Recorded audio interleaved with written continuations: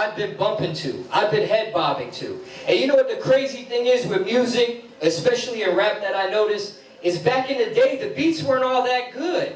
It was the lyrics that were good, right? Nowadays, the beats are better than the lyrics that I'm hearing.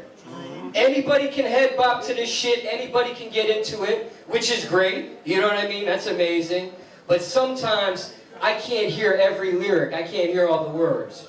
So, if you own that stage, no matter if it's 5 people in here, 50 people in here, or 500 people in here, that's in your best interest to rock that stage.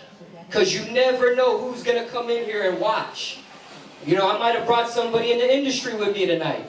Somebody else might have brought somebody that got some money and is invested into some shit.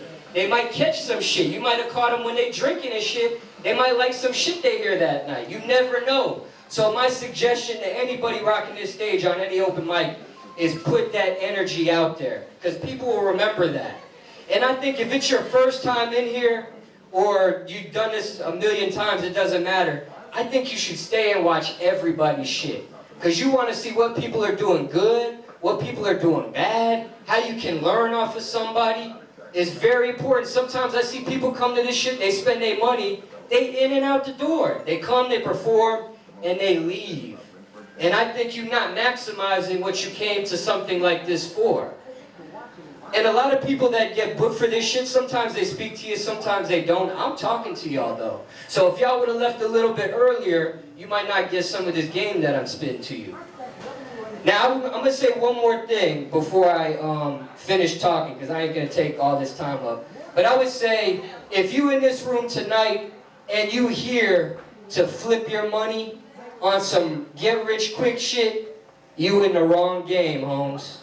Because the music industry, the music business, this shit costs money. Don't let nobody fool you on YouTube, on MTV, BET. This shit costs money, this shit costs blood, sweat, and tears, man.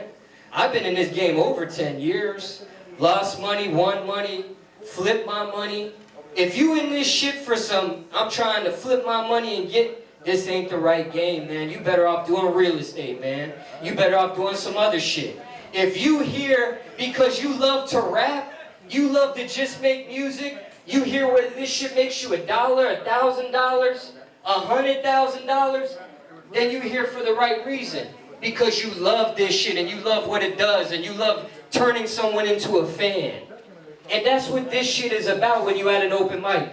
I be watching some of y'all. Some of y'all really take this shit serious.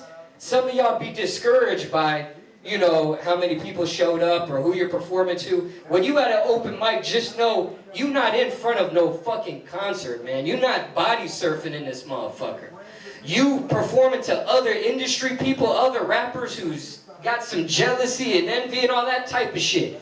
You know what I'm saying? So this ain't the easiest thing to perform in front of. I know I couldn't do that shit. That's why I'm not a rapper. You know what I'm saying? I don't know how some of y'all do this shit. But I would say this to you. If you ever find this shit discouraging, you should come to this shit like you trying to win some people over. Like you trying to win a fan. You trying to get somebody to spend some money and collaborate with you. You trying to, because you never know, man. I did a mixtape with Drake when he was still on Degrassi. Back in 2006.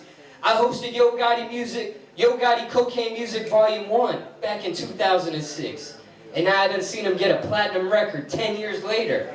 The shit takes time, man. I'm watching the Michael Jordan of our generation right now named Drake. I remember when he came to me, man. He was still on TV. He was still in Canada. He wasn't doing, he didn't sound the same. He didn't look the same. And this motherfucker's at the top right now. So I done seen the Migos when they were on World Star, and it was that sponsored video, and they had that shit in parentheses, sponsored video. I remember that shit.